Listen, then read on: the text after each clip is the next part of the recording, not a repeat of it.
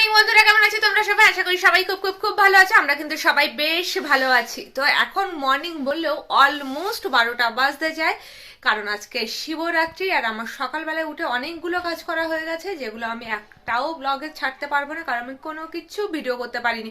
এত তাড়াহুড়ো করেছি, কারণ কৌস্তবের কাজে যাওয়া ছিল, আর আজকে তো নিরামিষ ময়দা খেতে হবে। তো তার জন্য আগে ঝটপট ওকে আলু দিয়ে, ফুলকপি দিয়ে, নিউট্রেলা দিয়ে, আদা জিরে দিয়ে একটা নিরামিষ তরকারি করে দিয়েছি, আর পরোটা করে দিয়েছি। ও খেয়ে দিয়ে বেরিয়ে গেছে। তারপরে বাকি কাজগুলো, তার মধ্যে বাসি কাজ টাজ করা ছিল। এত তাড়াহুড়োর মধ্যে না সারাক্ষণ মাথায় থাকে না যে আমাকে এটা ভিডিও করতে হবে, বা সারাক্ষণ সময়তেও কুলে ওঠে না। তো তারপরে যেটা করছি, তারপরে আমি একবার শ্যাম্পু করেছি আজকে। চুলটাও নোংরা হয়ে গেছিলো, তো শ্যাম্পু করে নিয়েছি, একবার স্নান করে নিয়ে একটা নতুন নাইটি পরে নিয়েছি। এই দেখো, একটা নতুন নাইটি পরে নিয়েছে। আর আমার যেহেতু বাইরে যেতে হবে না পুজো করতে, ঘরেই তো আমাদের ঠাকুর রয়েছে, বাবা বুড়ো শিব রয়েছে। সকাল থেকে লোকে জল ঢালতে আসছে, আর প্রচুর ভিড় প্রচুর ভিড়। একটু ফাঁকা হলেই আমি আর কি নিজে জল ঢালতে যাব। কি বলতো, আমাদের বুড়ো শিব কিন্তু অনেক পুরনো, প্রায় আমি শুনেছি প্রায় 500-550 বছরের পুরনো শিবলিঙ্গ আছে আমাদের বাড়িতে। তো প্রচুর ভিড় হয়, সকাল থেকে ভিড় হয়, চৈত্র মাসে ভিড় হবে, নীলে ভিড় হবে, মানে ভীষণ ভিড় হবে। তো নিজেদের মন্দিরেও কিন্তু আজকে আমাকে লাইন দিয়ে পুজো দিতে হবে। তো ওর জন্য আমি জানি না, ওটা আমি ভিডিও করতে পারবো না, কারণ প্রচুর ভিড় থাকবে। আর ঠাকুরের জায়গায় কি ভিডিও করবো বলো তো, কারণ যখন ঠাকুরকে পুজো করতে যাচ্ছি, তো মনে তো আমার মনে হয় সেটাই প্রায়োরিটি পাওয়া উচিত, যে ঠাকুরকে পুজো করতে যাচ্ছি। তো আর ওইভাবে সম্ভবও হবে না ভিডিও করা, কারণ মন্দিরের মধ্যে অনেক লোকও থাকবে, তো তাদেরও আমি ডিস্টার্ব করতে চাই না পুজোতে। তো আমি এখন যাবো ঠাকুর ঘরে পুজো করতে। তারপরে আগে খাওয়া দাওয়াটা করে নেব, পুজো করার পরে কিছু খেয়ে নেব। পাকুনকে স্নান করানো আছে, খাওয়া দাওয়া আছে। আজকে সেইভাবে ব্লগে আমি কিছুই দেখাতে পারবো না, কারণ আজকে সারাদিন কিন্তু আমি এক্সট্রা কোনো কাজ করব না। যে কাজগুলো আর কি মানে দরকারি টুকটাক না করলেই নেই, সেই ধরনের কাজ। তাছাড়া আমি আদার্স কোনো কাজ করব না আজকে, কারণ উপোস করলে না একটা শরীরে কষ্টও হয়, আর সবাইকে টাইমলি খেতে দিতে হবে। আর ইচ্ছা আছে একটু বেলের শরবত করা, আর রাতের বেলায় ডালিয়া করার ইচ্ছা আছে। দুই বেলা ময়দা খেয়ে কেউ আমরা ঠিক করে পারি না। আমার ছেলে প্রস্তাব, এদের কোনো ব্যাপার না, বাট রাতের বেলাটাই একটা গ্যাস অম্বলে ভয়টা বেশি কাজ করে, তো ওর জন্যে। তো যাই হোক, দেখো অনেকটা টাইম বক বক করে ফেললাম, আর আজকে রুটিনটাও কিন্তু পুরো বলে দিলাম তোমাদেরকে, ঠিক আছে? তো সেইভাবে আজকে কিন্তু ব্লগে তোমরা কিছুই হয়তো পাবে না দেখতে। এখানে দেখো সকাল সকাল একটা পার্সেল চলে এসছে, পাখুমের জন্য প্যান্ট আর কি। এগুলো অ্যামাজন থেকে এসছে, অ্যামাজনেই আর কি কেনা হয়েছে। এই গরমকাল চলে এসছে, তো হাফ প্যান্টের দরকার, আর বেশ গরমও পড়ে গেছে, যার জন্য এটা অর্ডার করা ছিল। তো আজকে সকাল সকাল দিয়ে গেছে, তো ভাবলাম তোমাদেরকেও একবারে দেখিয়ে ফেলি। আজকে তো সেই হারে কাজে নেই। তো দেখো প্যান্টগুলো বেশ সুন্দর, কোয়ালিটিও বেশ ভালো, পাখুমেরও খুব পছন্দ হয়েছে। এখানে 5টা প্যান্ট আছে। কত দাম পড়েছে আমি ঠিক বলতে পারবো না, কারণ এটা আমি বুক করিনি। তবে খুব সুন্দর, কালারগুলোও সুন্দর, আর ম্যাটেরিয়ালটাও সুন্দর। আর গরমকালে না এরকম হাফ প্যান্টটা ওর হয়ে যাবে, অল্টারনেট করে পরালে বেশ অনেক দিনই হয়ে যাবে। আর পাখুম এটা পেয়ে সুপার এক্সাইটেড, কোনটা আগে পড়বে ঠিক করে পাচ্ছে না। তো এইগুলোকে একবারে ও পাখুম এতটা এক্সাইটেড হয়ে বললো যে মাম এক্ষুনি খোলো এক্ষুনি খোলো। তা ভাবলাম এখনই যখন খুলেছি তোমাদেরকে একবারে দেখিয়ে দিই। এবার এগুলোকে গুছিয়ে তারপরে বাকি কাজে যেতে হবে। দেখো পাখুম এখানে অলরেডি কাড়াকাড়ি করা শুরু করে দিয়েছে, যে কোন প্যান্টটা আগে পরবে, কোন প্যান্টটা ও পরে পরবে। এখন নিয়ে এখন শুরু করে দেবে এক একটা প্যান্ট পরা আর খোলা। আমি এখন রান্নাঘরে খেতে চলে এসেছি, খিদে পেয়ে গেছে খুব জোর, পাখুমকেও খাওয়াবো, আমিও নিজেও খেয়ে নেব। তো তোমাদেরকে একবার দেখাই যে আজকে আমি কি রান্না করেছি। এটা পাখুমের খাবার। এই দেখো আমি আলু দিয়ে, ফুলকপি দিয়ে, নিউট্রেলা দিয়ে, কড়াইশুঁটি দিয়ে তরকারি করেছি, আর এই যে পাখুমের একটা পরোটা। তো এটা হলো আজকে দুপুরের লাঞ্চ। এরপরে তো ফল খেতে হবে, ফলও রেডি রয়েছে। এখানে কিছু ফল রয়েছে, তো এগুলো কাটা হবে, বেলটা শরবত করার ইচ্ছা আছে, আবার দেখা যাক কতটা শরীরে দেয়। দেখো কি সুন্দর ফুল ফুটেছে। আমি আজকে সকালবেলাটা ছাদে আসিনি, এখন ছাদে এসছি, এসে দেখি এরকম সুন্দর ফুল ফুটে রয়েছে। দেখো, আর ফুলগুলোর কালার না বেশ সুন্দর এসছে, ফ্যাকাশে টাইপের না, একদম পুরো পিওর জবা ফুলের কালার যেরকম হয় লাল, সেরকম। দেখো কি সুন্দর। এখনো পাখুম দেখেনি, তাহলে তো তুলে আমায় দিয়ে দিত। আজকে মনে হচ্ছে ঠাকুর পর্যন্ত পৌঁছালেও পৌঁছাতে পারে। আর এখানেও দেখো কুড়িও হয়ে রয়েছে। ঠান্ডা গরম লেগে গেছে একটু, ওয়েদার চেঞ্জ হচ্ছে, ফ্যান চালালেই সমস্যা। যদিও আমি ফ্যান চালাইনি, তবুও ঠান্ডা গরম লেগেছে কি করে কে জানে।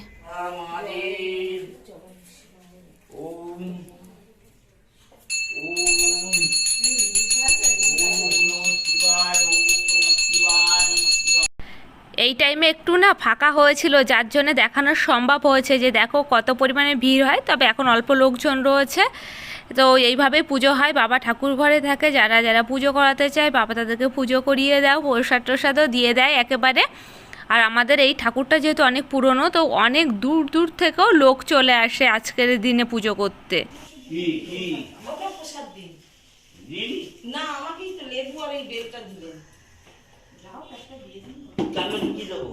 হ্যাঁ কি দেবো? বেল ছাড়া। তাই নেই। আসো। আমি চলে এসেছি এখন রাতের বেলা রান্না করতে। আর আজকে রাতে আমি করছি ডালিয়া, সমস্ত রকম সবজি দিয়ে ডাল দিয়ে আমি আজকে ডালিয়া রান্না করছি। তো আমি ডালিয়াটা কিভাবে রান্না করছি ভাবলাম রেসিপিটা তোমাদের সাথে শেয়ার করি। 2 বেলা ময়দা আর খাওয়া যাচ্ছে না, যদিও কিছুটা পরোটা তরকারি রয়েছে, ওরা যদি খাবে। আমি তো রাতে ডালিয়া খাবো আর সবার জন্য ডালিয়াও করব। আমি এখানে গণেশের ডালিয়া নিয়েছি, আমার পুরো ডালিয়াটা লাগবে না। এখানে দেখো কুমড়ো নিয়েছি, এতটাও কুমড়ো দেবো না, তবে কুমড়োটা যেহেতু সবুজ কুমড়ো তাই এর খোসা ফেলবো না। এখানে রাঙা আলু নিয়েছি 2টো, এখানে গাজর নিয়েছি, এটা এমনি আলু নিয়েছি, লঙ্কা আর শিম দিয়ে আর মুগ ডাল দিয়ে আমি ডালিয়াটা করব। তো টোটাল প্রসেসটা তোমাদেরকে দেখাবো।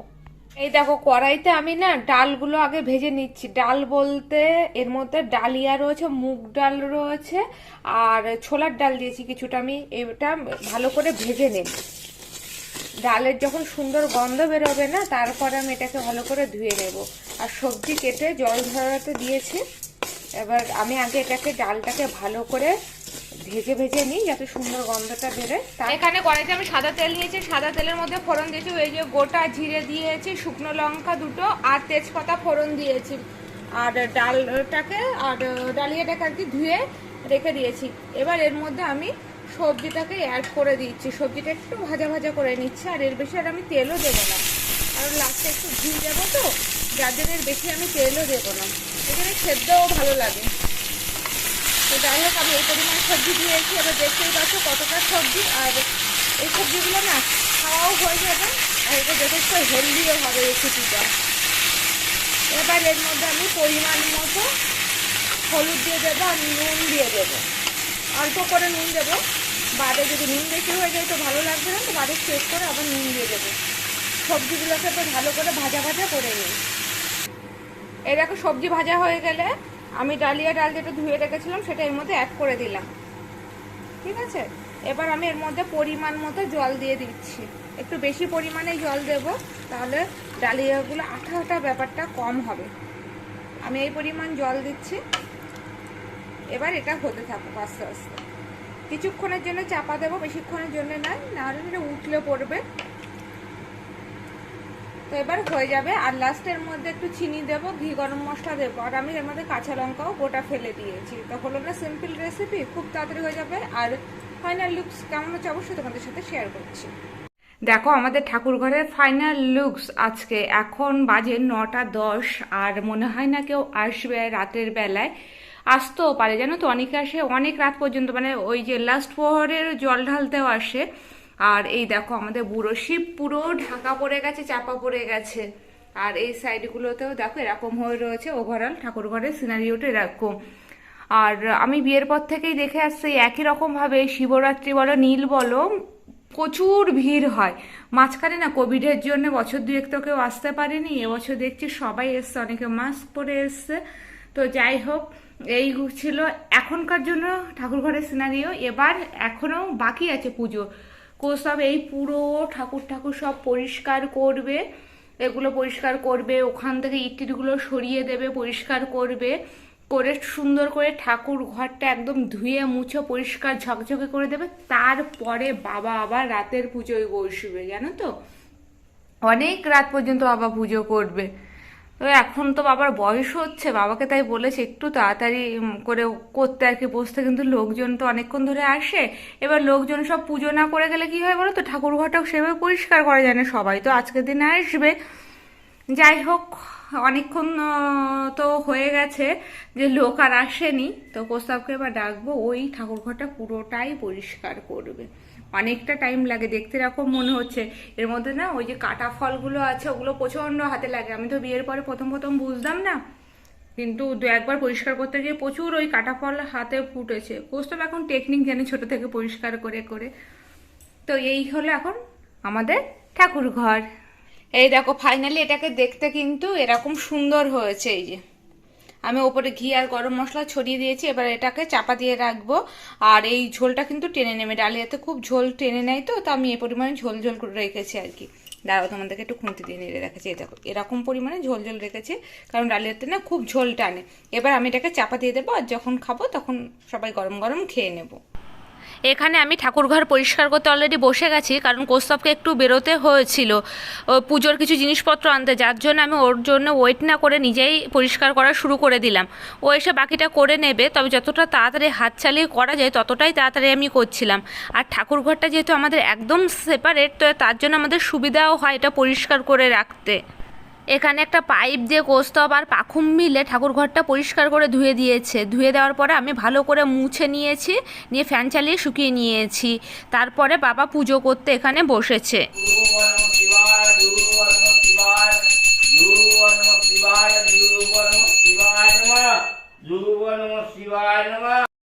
বাবার এই পুজো করতে করতে প্রায় ভোর রাত হয়ে যাবে, 4টে তো বেজেই যাবে, যার জন্য আজকের ব্লগটা আর লং করছি না, এখানে ব্লগটা এন্ড করছি। দেখা হচ্ছে একটা নতুন ব্লগে। তো বন্ধুরা যদি ভালো লেগে থাকে তাহলে কি করবে, লাইক শেয়ার কমেন্টস করতে কিন্তু একদম ভুলবে না। আর মুখার্জি ফ্যামিলি ব্লগস অবশ্যই ইউটিউবে বিকাল 4টের সময় দেখতেও একদম ভুলবে না। ভালো লাগলে তো সাবস্ক্রাইব অবশ্যই করে রাখবে। তো চলো দেখা হচ্ছে একটা নতুন সুন্দর ব্লগে। এখনকার জন্য সবাই টাটা, গুড নাইট, সবাই সুস্থ থেকো, খুব ভালো থেকো।